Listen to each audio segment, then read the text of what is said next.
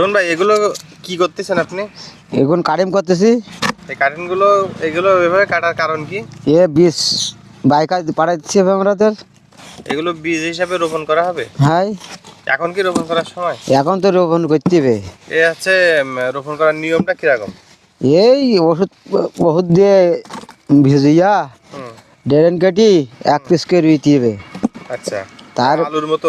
আলুর মতন। আচ্ছা, তে খরচ কিরম হবে বিঘে? এই খরচ বিঘে বইতে 50,000 টাকা এখন খরচ। মানে সব খরচ দিয়ে সারা বছরে? হ্যাঁ। আর হচ্ছে এই বীজের দাম কত করে? এই বিচির দাম 1 পিসের দাম হচ্ছে এখানে 1 পিস বিচির দাম হচ্ছে এখানে 6 টাকা? 6 টাকা। আচ্ছা।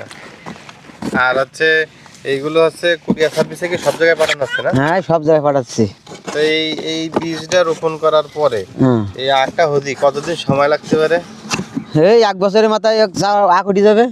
1 বছর সময়, অনেক সময় তো লাগেও না। যদি ভালো শক্তি জমি হয় তাহলে 1 বছর লাগবে না। আচ্ছা, তো এটা 1 বছরে 50,000 টাকা খরচ করি, কত টাকা লাভ হচ্ছে? 1 বিঘে জমি লাগাইতে পারলে 5 লক্ষ টাকা বিক্রি আনা হবে। এই ফিলিপাইনে রাখ? ফিলিপাইনে রাখ। আচ্ছা। যেরাম যেরাম খাতি ভালো, হুম।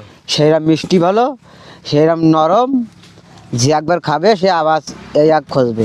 এই এলাকার মানুষজন কি বলে এই আখ খেয়ে? এই আখ খেয়ে মানুষ এই আখ চায় তো সবাই। মানে এই মিষ্টি কেমন? মিষ্টি, প্রচুর মিষ্টি। আর নরম?